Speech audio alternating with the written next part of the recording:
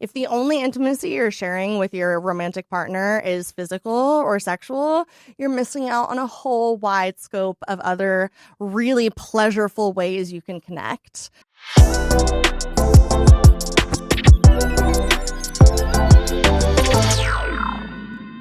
Hello, thank you for joining me on In the Thick of It. I'm your host, Amanda Thickk, and today I'm excited to introduce you to a superstar. She has worked for some of the top companies in the adult industry. She has been nominated for 7 awards, and she's only been rocking and rolling for 3 years in the industry. So I'm excited to introduce you to my friend and sexpert, Nina Nova. Hello, hello. Thank you so much for having me. And thank you so much for your kind words. Of course. I know I missed a whole bunch of things because you really are a star in your element. It's really exciting. I'm actually going to out you on this. You reached out to me because you'd seen the podcast, and I loved how much direction you took on that. Like how much you were just like, I'm going to reach out. I'm going to be proactive about my brand and my business. And that resonates with me because I have that personality of I want what I want and I'm going to go for it. And so when you reached out to me, I was like, ooh, I like that. Hell yeah.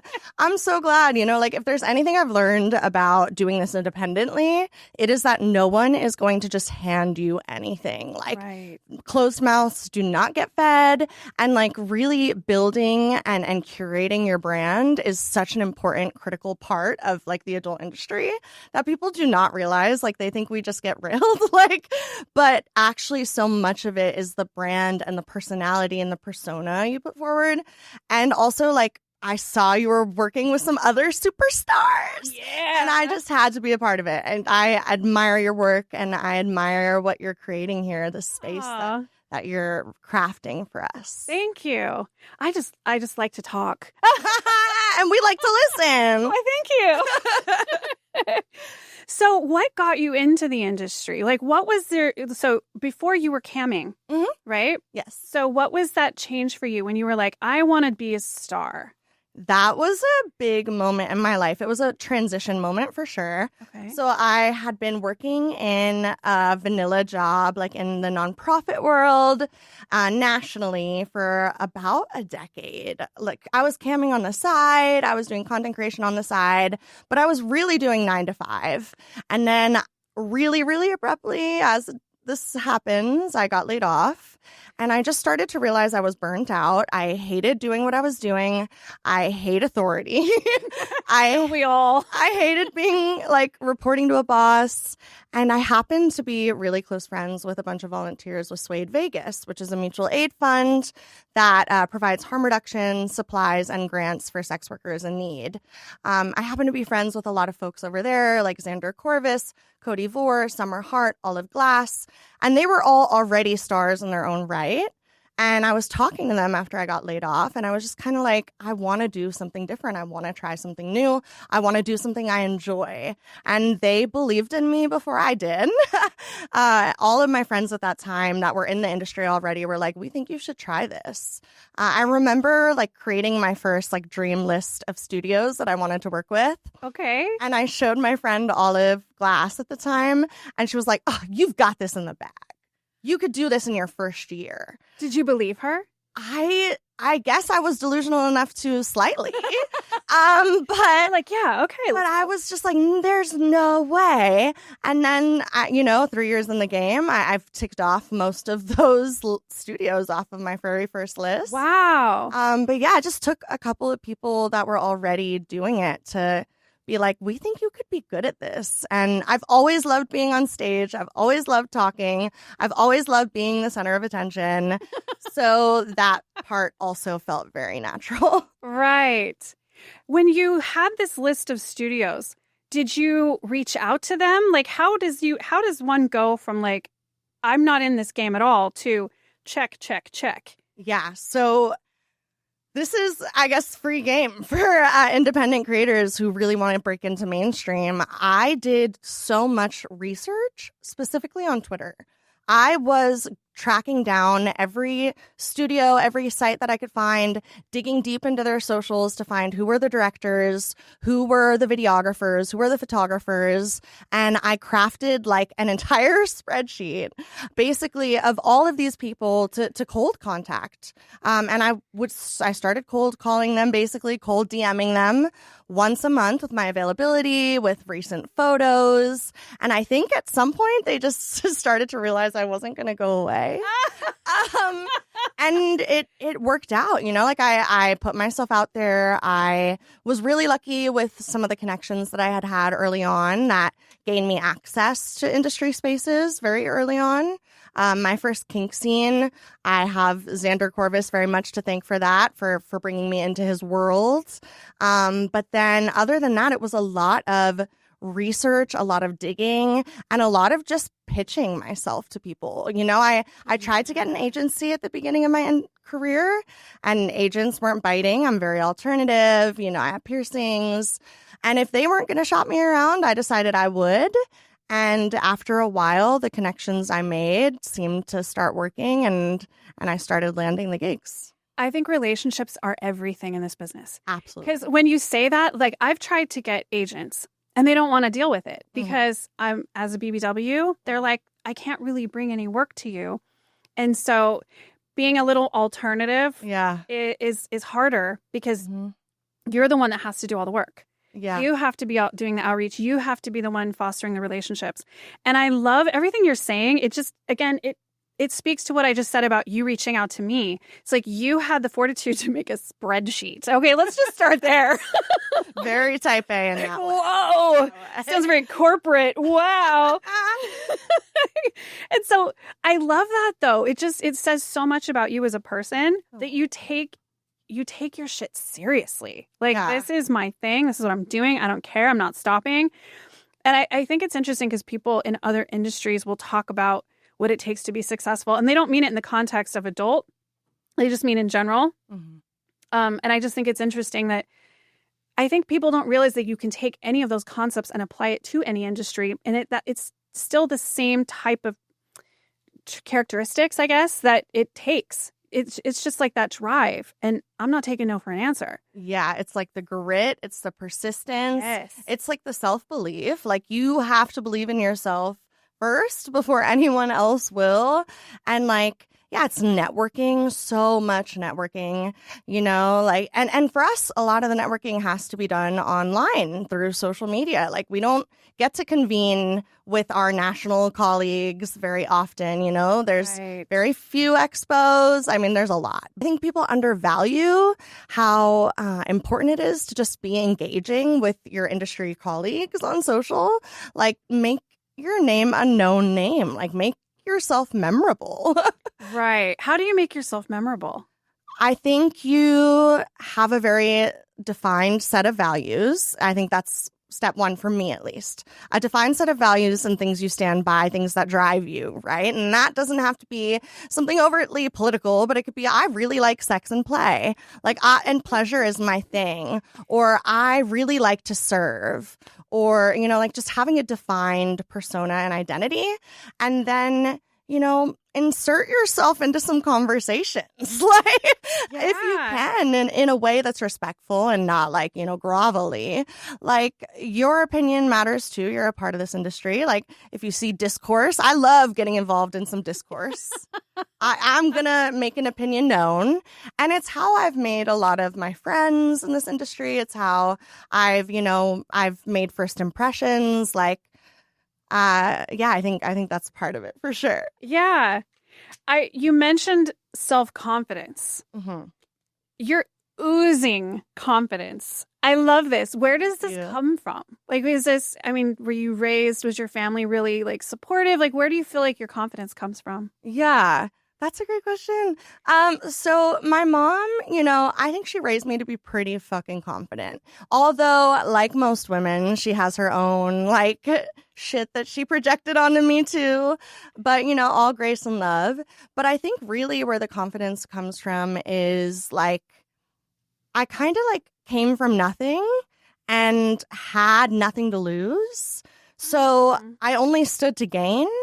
And I think I built a lot of belief in myself. I built a lot of confidence in myself during my first career because I was able to gain such an incredible amount of success in my first career that I felt it gave me so much confidence that I felt like, oh, I can do it again when I joined.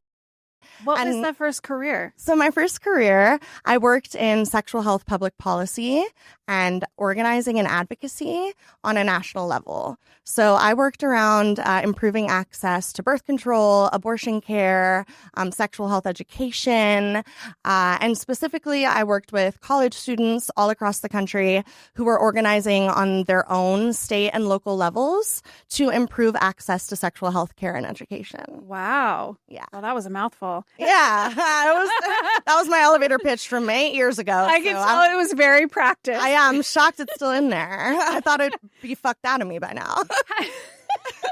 Not yet. Keep it going, guys. How did you get into sex work in general, though? Because, so when you reached out to me and you said that you were in sex education, I was like, oh, I love that.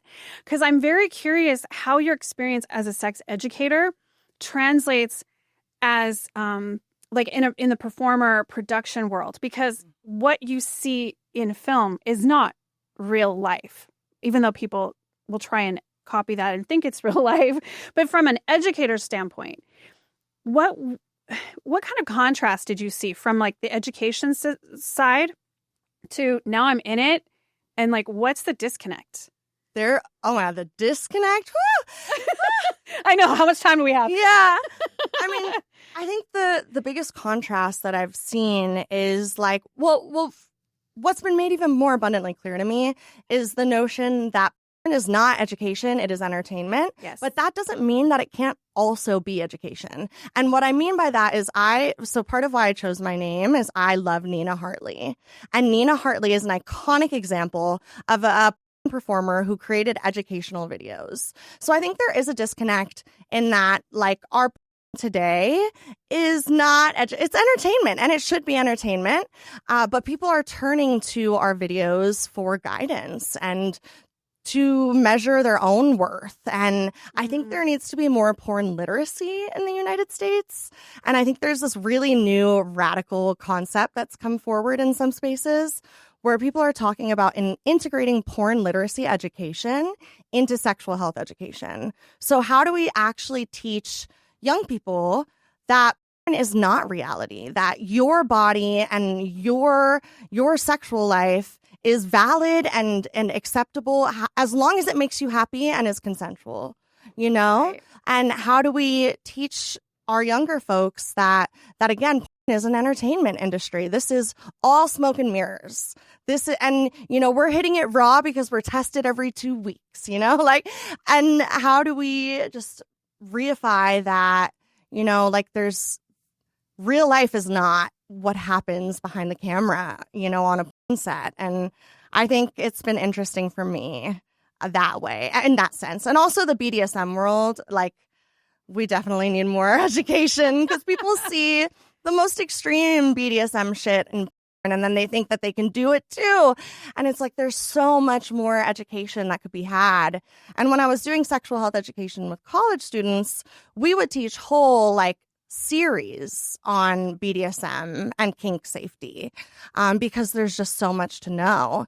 So that's some of the first things that come to mind. Wow. I'm just, as you're explaining that, I'm trying to imagine when, as you're talking about, there's the entertainment side. Mm-hmm. How would you create it to be more educational, though? Like, would it be a different genre? Like, how does that come to life? I'm curious. Because, as you said, there's so much to know. Yeah, I think a good example of a entertaining porn site that is still somewhat educational in sentiment is like Queer Crush. And I'll explain why. So Queer Crush is a sapphic site run by sapphics. It's all girl. But they include, so their whole scene is all about how real lesbians fuck. And they include these elements of the scene where you're adjusting because your bodies don't fit quite correctly, or when you're adding lube because it's not wet enough, or when, something like, oh, it popped out and like now we're giggling because it's an awkward moment. They just like show those very real moments in the middle of all this steamy sex. And I think that creates a culture shift. I think that in its own way is educational. Like, this is what real lesbian sex looks like, right? Like, sometimes you got to grab the lube. Sometimes you can't. Sometimes you need the vibrator. Sometimes you need to take a break because you're sweating all over each other. Yeah. That's so interesting that you put it in that way, because as you already know, in a mainstream set, you're cutting because he needs some water or she needs something else. Yep. Like, you need the lube. Sometimes you hide it like under the pillow or something so that you use it when you need it, but like it's not obvious because you're not stopping the scene. And I also think that's a big difference between the mainstream content and, like the companies versus content creators. Maybe more content creators keep that stuff in. I don't really know. I just know that I tend to cut those things out. It's what we call it, wet magic. Yeah. Right? Like the pants are suddenly off. Yeah, this one thing is totally different now because we cut and we made adjustments. But like you said, we don't see those adjustments. Yeah, and it creates this like pristine image of what we think sex is supposed to look like, right? Like, you're just always like a slip and slide down there, and like there's never an awkward moment. But the more we see sites kind of like include those elements and like not undervalue them, like they can be sexy too, right? Like, sometimes like the awkward giggly moments and like the like soaking you up with lube, like sometimes those moments are just as hot.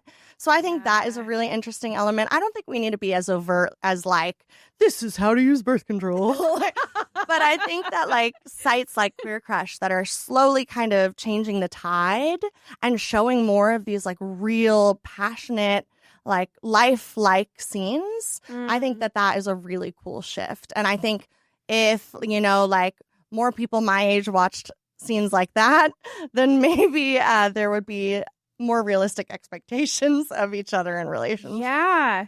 It just makes me wonder where the line goes with, because there's the education side of it, but it makes me wonder from a business perspective, like if you own the site, I wonder how well those scenes sell. Yeah. Because they don't continue to produce something that doesn't sell. So I'm just curious because it makes me wonder why there isn't more of that.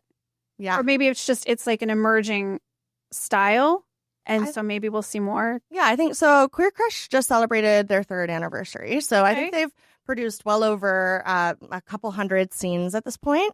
But I think we also kind of see similar content coming from other like feminist and ethical companies, right? Like I'm thinking Crash Pad.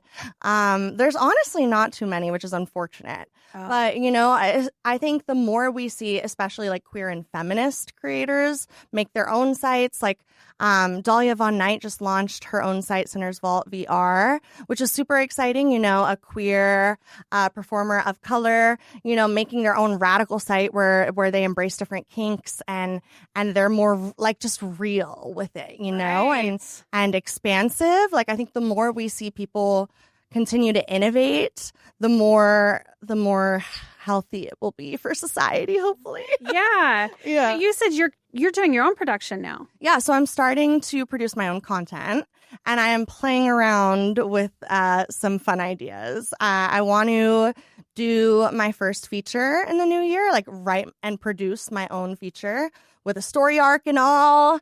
Nice. Like an hour plus length. I really want to put a lot more, and I want to invest a lot more into my own content. I have a lot of visions and dreams, and my goal is to eventually become a director as well. So I got to start somewhere. Yeah. Are you hiring talent and like owning the content, like basically like a company would do? Is that how you're setting it up? So as of right now, I'm taking a collaborative approach, but in the future, there are a few scenes that I'm working on where I intend to pay talent and share the content. So my dream would be to have as generous to performers of a site as I can. So ideally, it would be shared content plus pay. Yeah. And that is where I am working toward. I love that. So my mentor, Kyle Balls, he was just on a previous episode. That's his approach. He's very open and honest, and helpful to people when they come to him for help. Creators specific, not just open, just to be clear, guys. But that's his approach. He wants to own the content, of course, because that's the best way to monetize. But also he does pay the model and share content because he wants them to grow. He wants to see them succeed as well. And I've seen his success. So when you say that you're doing that similar approach, like it's exciting to hear because I can see how that would really make you grow. Yeah, I'm really excited about what the next year has in store. And, you know, I'm actually my boyfriend. I've been working on convincing him to get into the industry as well. He has his own site that he's thinking up and you know, might be pivoting as well. So my dream is that we'll end up being like a powerhouse couple like Susie Q and Michael Vegas. Ooh. But, you know, we're probably about a decade of work away from that. Yes. But, you know, dream big. I love that. Okay, so he's not in the industry now, though. No. So how does intimacy work with you being a performer and he's not in the industry? First of all, how does that work in general? And then I'm curious about the difference with you with intimacy, you know, him as opposed to work. Yeah. So I like to keep my personal intimacy as personal as possible.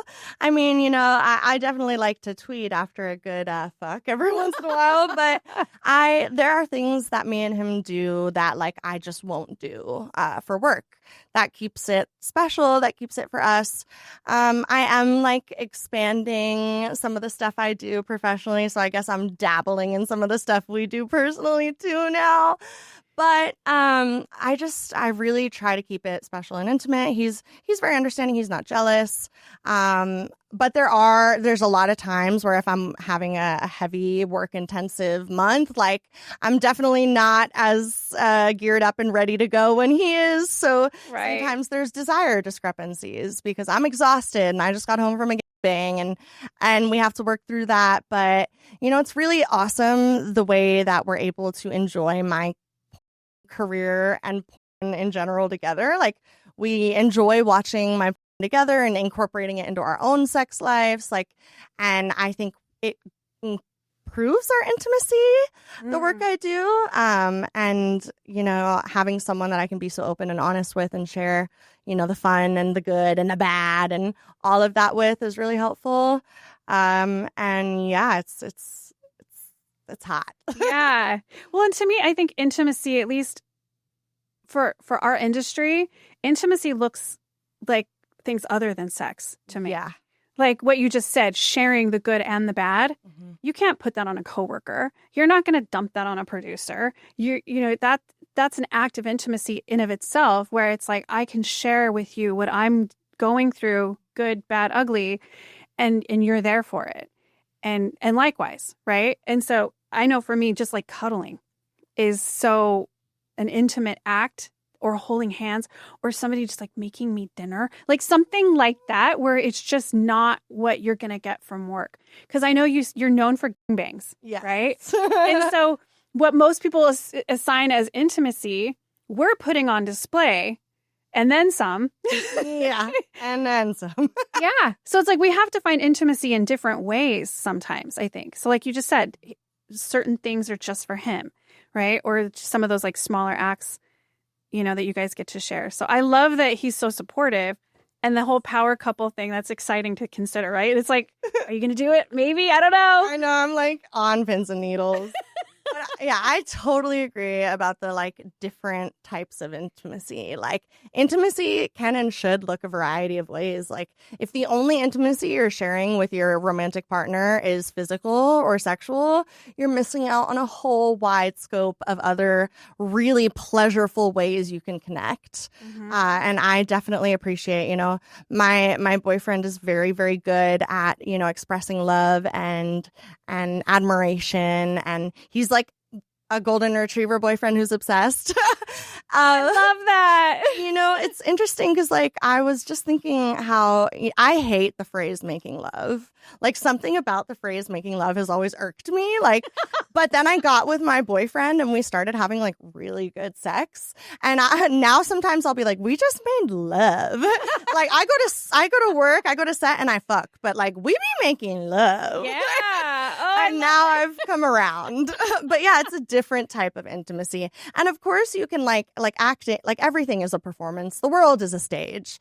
You can perform romantic intimacy on set too. Like, and there are incredible performers who do full feature length films that build out characters and show really deep, relationship characteristics. But I don't know, there's something just so unique about like real one-on-one intimacy, especially with someone who's not in the industry. Yes. As a sex expert, or what was the phrase you called it? You said a pleasure professional. Yes. I was like, ooh, I love that. As a pleasure professional, do you feel like what advice would you give somebody who's listening how to maybe spark intimacy in their relationship that's not necessarily sexual? Ooh, yay. I love this. So, okay, I'm kind of obsessed with like relationship, like therapy modalities. I don't know. Okay. So if anybody is familiar with like the Gottman method or the Gottman Institute, he basically like studied couples for decades and decades and decades to learn like what the best keys for connection and the biggest indicators for divorce were.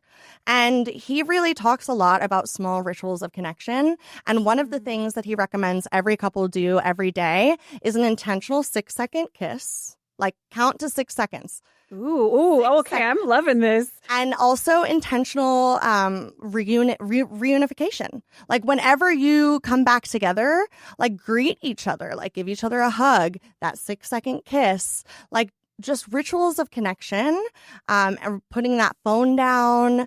And something that I like to do, I'm like, gratitude is the attitude kind of person.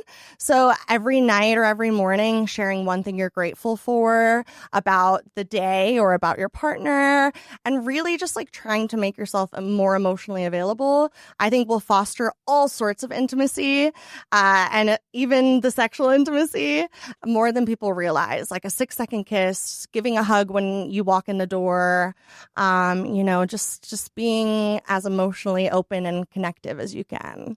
I love that. Oh my gosh. There's somebody who reached out to me and he was asking me advice about something, and I just want to put it to you because you're the one who knows. Okay, hell yeah. I love advice. I never take it, so I love that. Okay, he asked me, he said, of course he loves his wife and they have sex on the regular, but it takes her 5 minutes. She's already had 2 rounds. She's good. And now she's so sensitive. She doesn't want any more. And he's still like not done. Okay. And so she kind of leaves him hanging all the time, but she thinks everything's great. And so when he's like, well, I'm not done. And she's like, okay, well, just go ahead and finish. Oh, like by himself? Either by himself or just kind of do what you got to do to make it happen. So she totally checks out. Okay. And he's like, I want this with you, and you're like not giving me anything, but you're happy. What am I supposed to do with this? Mm-hmm. What advice might you have for him? That's tricky. Well, I mean, the first advice I would give is like, obviously there is a communication breakdown. Right. So outside of a sexually heightened time, there needs to be a conversation about what sexual needs and desires are for both partners. So I think what he could do is really like sit down with himself and think like, what do I want? Like, what is it that I actually want? Do I want her to help me along in the process? Do I want her to seem more enthused? Do I want, or are there ways we can incorporate toys or different things to elongate the amount of time she can last and be invested? Or, what other ways can we sexually engage that aren't just penetrative sex? Maybe we do mutual masturbation. Maybe if it's an issue of, like, length and during penetrative sex, they make specific strokers that you can kind of put them on that stop your full length from entering. Oh. So in case you're just too long and it's causing, discomfort, there are actually now tools and accessories out on the market that can make it still feel good for you, but less intense for the receiving partner. I would just try to think through what you're looking for and identify that first, and then go to your partner and don't point any fingers, don't assign any blame. Say, I'm feeling like I would like to explore more of our sexuality together. And here are some of the ways that I've identified, right? And I would feel really appreciated or really desired if you could stay with me through this process as I come to completion too. But I think it really just means that situation specifically, they need to get expansive. They need to think outside the box about how they're having sex, because if it might just be what it is. She might just finish fast, and then how can you play in other ways though? Because there is no reason that one person orgasming needs to be the absolute stop when there are so many different ways to keep playing. And there might be something underneath why she doesn't want to keep playing that might need to be emotionally explored. It might not have anything to do with hypersensitivity. It might be like maybe she's feeling disconnected or something isn't. Maybe she has a want that isn't known yet either. And there's like a shutdown there that she hasn't even fully identified. Yeah. I think communication is key, and allowing yourself to consider different ways of playing and pleasure and try some new things and see if that helps. I love that. I love that you've got like brains and beauty. You've got academics behind what you're saying, and then you live it. It's a fun life. Yeah, no kidding. What do you do when you're not in front of a camera? Like when you're not working and you're in your private time? I'm not nothing prying here, but like what do you get into when you're not working? Yeah, what do I get into? So I'm a homebody lately, or I'm in the club. Like there's one or the other for me right now. I'm 28. I'm about to turn 29. I'm like riding out the end of my 20s. And I'm starting to balance the I just want to be home and I just want to watch Netflix and hang out with my cats. And also I want to be at the club until 5 a.m. every once in a while. So I think for me, it's either just hanging out at home, binge watching TV. I'm really obsessed with interior design and decorating. Really? So I spend a lot of time constantly re-upping the style of my home. Really? Yeah, it's just something I really enjoy. I always have. So I'll constantly be changing vibes up or looking for a new piece or looking for a new art or, flipping furniture that I find that I renovate, So I like to do that kind of stuff. And then, I do like to get a little feral. I like to go out and dance and have a little bit of a party. And, I think it was Charlie XCX who was like, partying is spiritual. Which is very much something a 20-something-year-old would say. Right. But, I still have another year. I do like to party every once in a while. You're still in your 20s. You're allowed. Knock yourself out. I know, but it is getting tiring nowadays. That's so funny. I cannot recover in the same way. No, I can't either. That's why I'm like, I'll have my moments of social drinking or something. Yeah. I'm like, I'm going to have my birthday is coming up. Ooh, happy birthday. Thank you. And a friend of mine was like, yeah, you should do a live stream and have them, tip you for shots. And I was like, ooh, I could get crazy. Just do water shots. Sorry, fans. Tricks of the trade. When I used to cam, I would mostly just drink the wine. But sometimes if I was getting a little too much, I'd be drinking apple cider. Yeah, that's very clever. I like it. Yeah, sometimes smoke and mirrors, everyone. Yes. Well, when you were talking about the design, do you study feng shui? So I don't, but I love the idea of symmetry. I love the idea of flow. I love the idea of just curating an energy in a space, like Yeah. color theory, I think is so awesome. I'm obsessed. There was like a design show that I used to watch a million years ago. I don't remember the name, and I'm sure it's been off TV for forever. But it was one of those shows where they go, it's like a reality show, and they go to somebody's home and they have, I don't know, $2,000 or something to work with. And they go in and they can basically renovate this space. And they'll change up, it could be a yard or it could be a room, whatever. But I loved it. And because they were on a budget, they had to be really smart about what they got. A lot of stuff they'd get from like yard sales, garage sales, really cool, random, funky things. A can of paint would go really, really far. And I used to watch that stuff all the time. I love to kind of nerd out on things. I get you're the same way. You like to nerd, like, because you were like, I'm a researcher. Mm-hmm. No, I will dive deep. Yeah, I feel that's like my favorite thing. The yard sailing, the thrifting, doing anything on a budget. Like, I love to renovate a space on a budget. Like, I almost refuse to buy new. Also, because it's just better, right? Consumerism is taking over our brains, and there's so much like amazing pieces out there that you can, especially vintage and antique pieces. And if you are lucky, you'll find like an older person who has no idea what the value of it is. Do you watch that show where they go and they'll like value something? Have you ever? No, but I'm sure I'd love. I'm sure you would. It's like people buy stuff at yard sales and they'll take it. Like, what's this worth? And crazy stuff. There was I don't watch it on the regular, but I find it fascinating when you see something this person picked up at a yard sale and it's worth like $1 million. Yeah, that's my favorite thing. I love to go yard sailing. I love thrifting. I love Facebook Marketplace.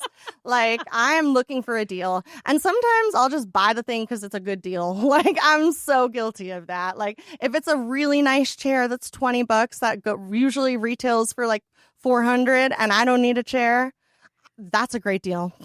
I'm taking it home. Get the chair. I'm getting the chair.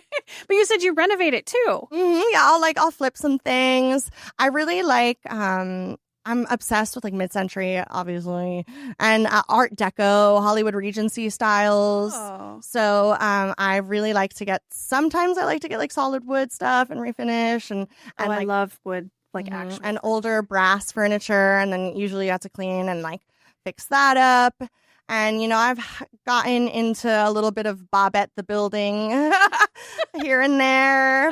But my ultimate dream, which I think the interior design like really plays into, like one of my life goals, is to convert a bus into a tiny house. No way. So that's kind of where I think all of this stems from. Wow. Yeah, I really want to design not only a tiny home, a bus tiny home, but I have already started like mapping out the blueprint of the future home that I want to build. Of course you have. I'm obsessed with that stuff. Oh my gosh. I follow so many accounts on social media where they do that. Like they'll renovate a bus or like they make their own home or something. It's fascinating. So fun. It's so cool. And like to think you can literally convert a bus into a livable, self-sustaining home for less than 20 grand if you really like hustle. Like, why is there homelessness? Like, I don't understand. Like, take all the buses, convert them. Like, everyone gets a tiny house. I don't get it. It's so efficient. Like, it's actually pretty affordable to do. Yeah. I saw that they were putting, like, solar panels on the top and, like, all kinds of stuff. Yeah. Yeah, I love the off-grid aspect. Yeah. Number one on my list for my tiny house. Like, I want to be able to go anywhere and be self-sustaining. I love that. Yeah. Okay, so how do you see that in this vision that you're creating? So you're building your brand. At what point does tiny house and that sort of thing come into play? I know I'm asking a big question. Good question. I know. So I'm a Capricorn. Okay.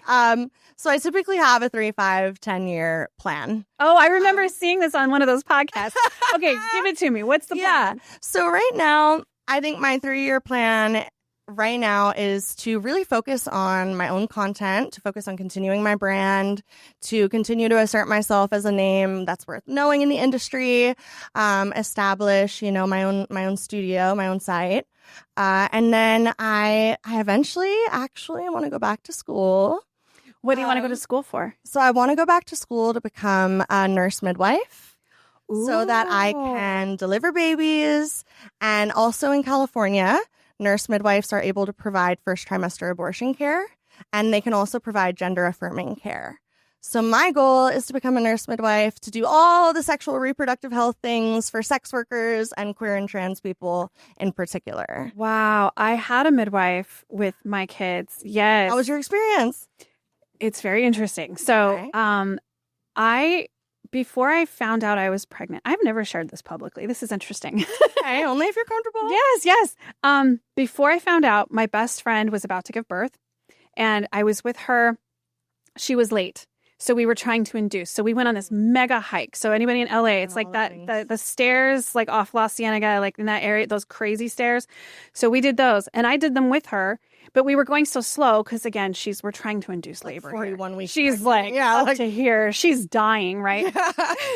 And but I, was working out quite a bit at the time. And so I did the stairs with her, but after she was done, I was like, I kind of want to do them again. Anyway, I do them again. I'm energized. I'm feeling good. Like the next day, she gives birth at home. She had midwives. She had the water tub. I was there all through the night and I watched the baby drop. I watched her give birth. It was amazing. I went back the next day to help her and ran an errand, went to Walgreens or something to like get her something. And I was like, I had an inkling that I might be pregnant. So I pick up a test. I took a test in her bathroom. So she was the first one to find out. It was positive. I was like, oh my God, I just did all these stairs and all this crazy stuff. And I didn't even know I was pregnant. I was like, Wonder Woman. Literally. It was crazy. So I ended up going with her midwife because I was there and I watched the whole thing. It was crazy. But then I had complications. So when I did end up going into labor with mine, I had my midwife was already at another birth. So yeah, it actually got pretty dicey. Things got bad. So she sends two other backups, but I had met them at least in the office before. Okay. They were with me, but I think it was breached. There was like all kinds of challenges. So my labor was going and going and going. Mm-hmm. Anyway, so they left in the middle of the night because they had another birth to go to. So they send me a different midwife I've never met in my life. And that's when things got really intense. And she's looking me in the eye. She's like, you can do this. And I'm like, no, I can't. And I'm like, I don't have a choice. Like there's no way but out. So it got really hard. Yeah. So it circles back to, but at the end of it, I ended up having to go to the hospital because I could tell like things weren't progressing the right way. Yeah. And then I got to the hospital and they had to take over. So it was and it was messy because the midwives and the doctors, it was kind of this like power play going on. And so that was hard because I really wanted the support of midwives. Now, they did stay until my child was born. So they even at the hospital, they stayed with me because it was like moral support. Yeah. By then, my original midwife showed up. She was done with and I was like, bitch, you just got here. Yeah. What? So by the time I had my second child, I had gone, the woman who babysat me in the middle of the night who I'd never met, I went back to her. Mm-hmm. She's the one that gave me the emotional support when I needed it. Yeah. So I went back to her for the second kid. And then, but I found out because of all the complications in the first one, the second one, she's like, okay, I can help you during your care, but you're going to have to schedule a cesarean. So both my kids were C-section and I was going for a home water birth. So it was really hard for me emotionally to go from like this expectation of what I wanted things to be. I have like all the images of like water birthing and holding my child, and I didn't get to do any of that stuff. So that was really hard for me to process. So I understand the value of that line of work because I needed that and I went through that. So like when you say that, it's like a beautiful thing that you are wanting to go and do. And there's a lot of women who need that. So kudos to you for going there. Well, thank you. And I mean, first, I want to share, I'm sorry that your birthing experience didn't go the way that you had imagined. Yeah.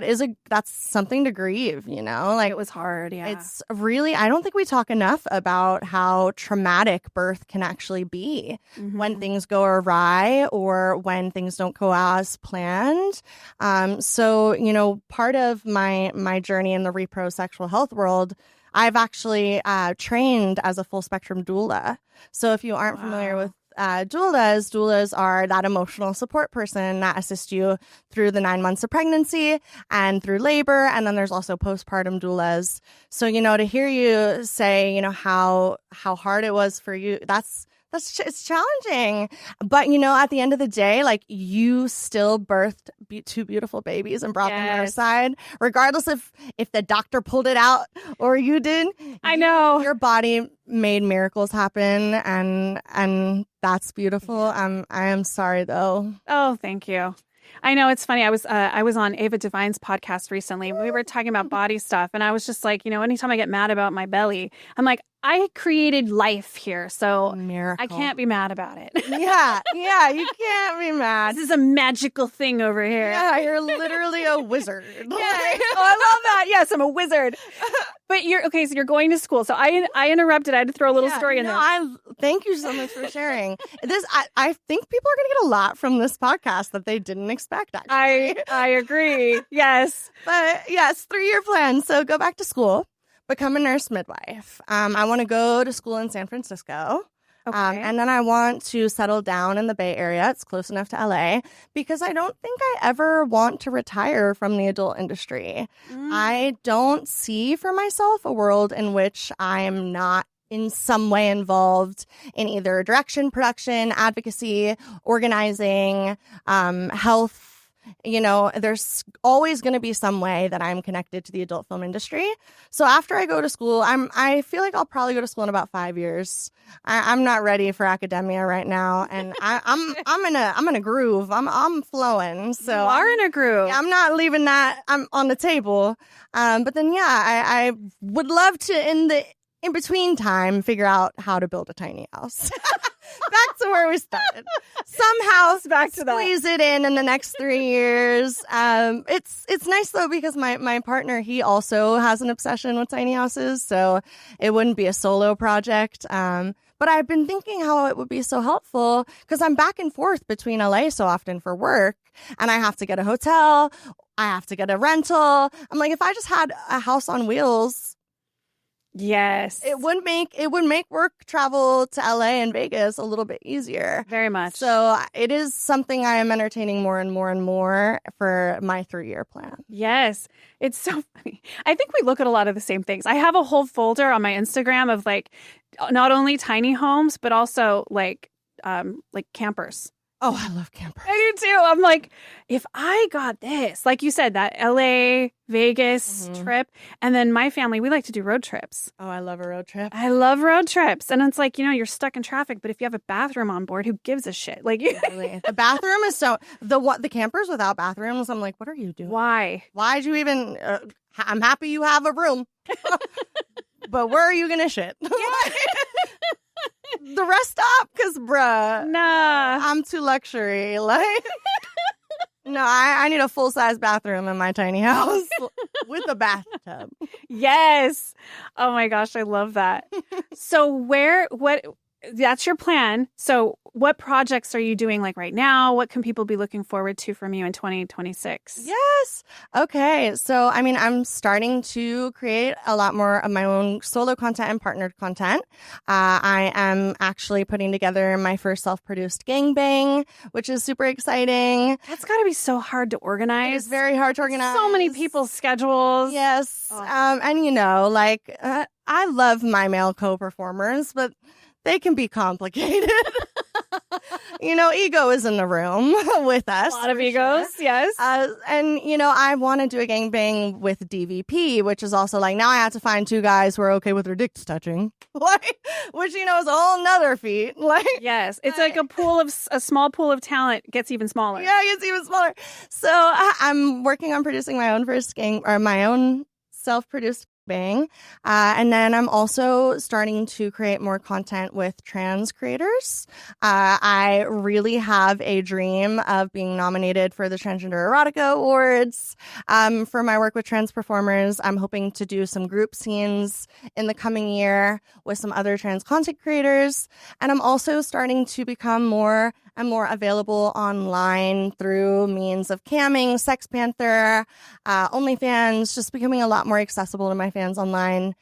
This next year, I will be doing Exotica for the first time, which is very exciting. Ooh. So again, just trying to become more and more accessible to my fans, so I can actually get to spend some real time with them. Yes. Which Exotica? I'm going to be doing Exotica Miami and Exotica Chicago for sure. and then hopefully New Jersey, but Okay. definitely Miami and Chicago. Nice. Yeah. And then they can get a chance to meet you, get their pictures, get an autograph. Everyone's been begging for me to go to Exotica, but this year I took a different route and I did as many of the award shows as I could and the industry parties and the industry mixers. So next year I'm switching gears to the expos, and then we'll see how that goes. And I am tentatively planning to make my first trip abroad for industry-related work, which is very much still in the talks, but may or may not be crossing the pond as well in 2026. Oh, that's exciting. That's like a whole new fan base. Yes, whole new fan base, whole new world. Yes. I've never been to Europe, so I'm really hoping it works out. But it's definitely putting it out there. I mean, I'm manifesting it. I mean, the fact that you started your career with a list and you're just like knocking them off. And then again, the proactive part of you, I have no doubt. I have no doubt at all that you'll do it all. Thank you. I plan to, and so be it. It will happen. So be it. Where can people find you? People can find me on Twitter or X. I still call it Twitter. I'll never get on the Bird app. I know. At one place. At Nina Nova XOXO. That's also my OnlyFans. And then you can find all of my links at allmylinks.com/Nina Nova XOXO. Beautiful. I'm going to link that everywhere I have this podcast. So. Awesome. Yes, come find me on Twitter. It's where I share all of my journey and all of the new scenes and content and new opportunities to engage with me. And yeah, let's see what this year has in store. I'm excited for you. Thank you. I'm excited for this for you. Thank you. Yeah, I'm loving the upgrade. This is the best. It's beautiful. Thank you. Well, thank you for joining me today, and I hope you'll come back. I absolutely will. Thank you so much for having me, and thank you so much for creating a space like this for us performers. My pleasure.